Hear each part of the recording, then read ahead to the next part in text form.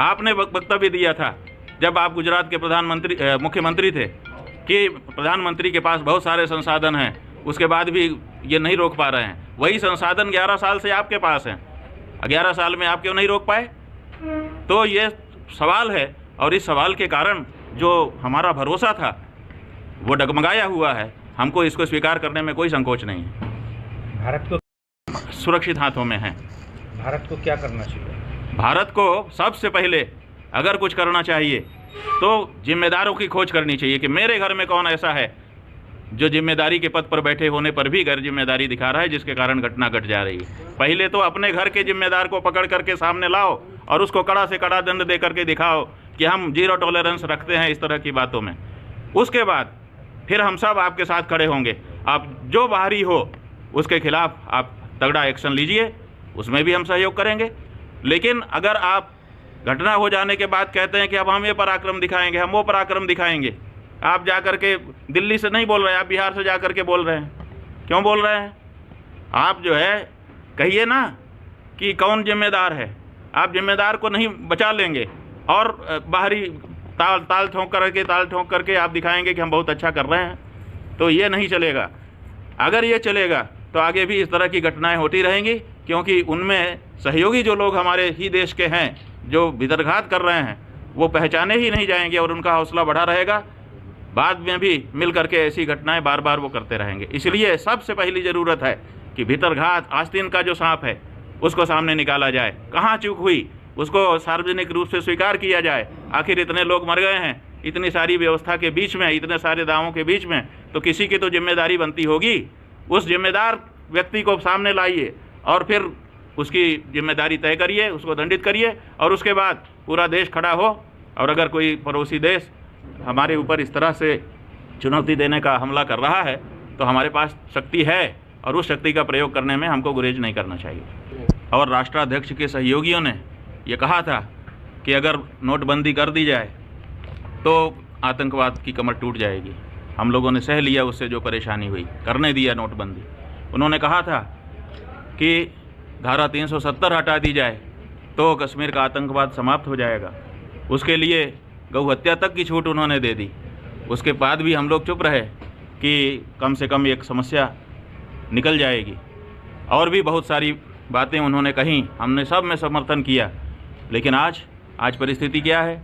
हमको कहा गया था कि आइए, यहाँ कोई खतरा अब नहीं रह गया, और हमको पूछ करके मार दिया गया।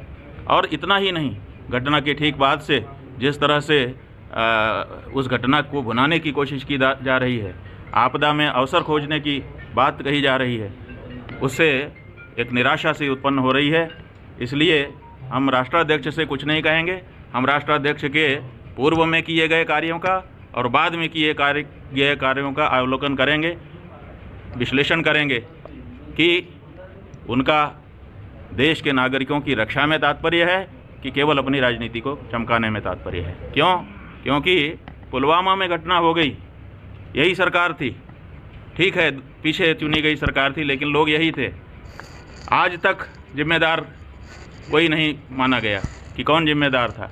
और जब तक घटना जिसके कार्यकाल में, जिसकी जिम्मेदारी में होती है, उसकी जिम्मेदारी को निश्चित नहीं किया जाता है, तब तक आगे घटना होने की संभावना बनी ही रहती है। तो हम देख रहे हैं कि इस बार क्या किसी की जिम्मेदारी तय की जाएगी कि इस बार भी पुलवामा की तरह से ही राजनीति कर करके बात आगे बढ़ा दी जाएगी।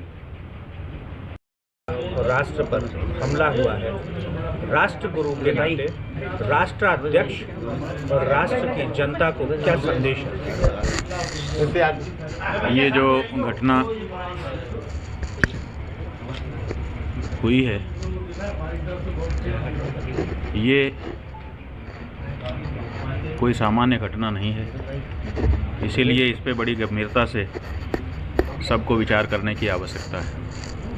न केवल घटना पर, बल्कि घटना के आगे और घटना के तत्काल बाद से जिस तरह की गतिविधियां देश में हुई हैं उन पर भी गहन विचार की आवश्यकता है।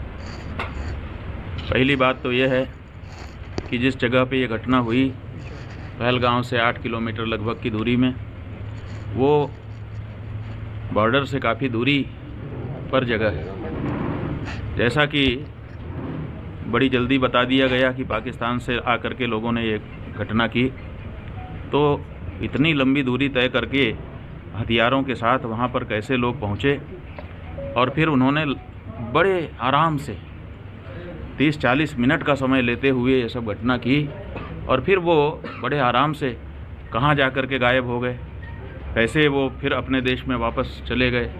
ये एक बड़ा रहस्य है जिस पर निश्चित रूप से प्रकाश डाला जाना चाहिए कि आखिर ये कैसे हुआ। बीच में कोई देखने वाला, कोई सुनने वाला, कोई समझने वाला, कोई शंका करने वाला नहीं था। तो जो घटना हुई है वो न केवल कुछ लोगों की हत्या है, बल्कि वो राष्ट्र को एक तरह से किसी की चुनौती है, हिंदुओं को एक तरह से किसी की चुनौती है। और वो किसकी चुनौती है और वो चुनौती के पीछे क्या शक्तियां हैं, इनका संज्ञान अगर नहीं लिया गया तो इसका लंबे समय तक दुष्परिणाम हमको भोगना पड़ेगा। इसलिए ये घटना किनकी जिम्मेदारी में हुई, पहले तो जिम्मेदार अपने यहाँ के जो हैं उनकी जिम्मेदारी तय करने की आवश्यकता है और उसके बाद जो बाहरी जिम्मेदार हों उनके ऊपर सख्त से सख्त कार्रवाई करने की आवश्यकता है। जहाँ तक एक हिंदू धर्माचार्य के रूप में हम अपनी भूमिका देखते हैं, जब ये कहा गया कि हिंदू हो अलग हो जाओ और फिर हिंदू होने के नाते मार दिया गया, इससे हमको ये भी लगता है कि अब हम हिंदुओं को हिंदू होने के नाते आत्मरक्षा के लिए स्वयं अपनी तैयारी रखनी पड़ेगी, क्योंकि ये तय हो गया कि कश्मीर में कश्मीरियत, जमहूरियत और इंसानियत का नारा लगाया जाता था। जो कश्मीरियत का नारा था वो तो सैयद आदिल ने अपने मेहमान को बचाने के लिए जान दे करके प्रमाणित कर दिया कि वो अभी कहीं ना कहीं सुरक्षित है। लेकिन जो जमहूरियत का नारा था उसका क्या होगा? आखिर लोकतंत्र में जब हमको हमारे नेताओं ने कहा था कि आइए कोई दिक्कत नहीं है और हम वहाँ गए और हमको मार दिया गया, तो इसकी जिम्मेदारी किसकी है? और इंसानियत वो तो तार-तार हो चुकी है। तो ऐसी परिस्थिति में हम चाहते हैं और इस घटना ने हमको मजबूर किया है कि हम इस बारे में विचार करें, पूरे हिंदू समाज के साथ विचार करें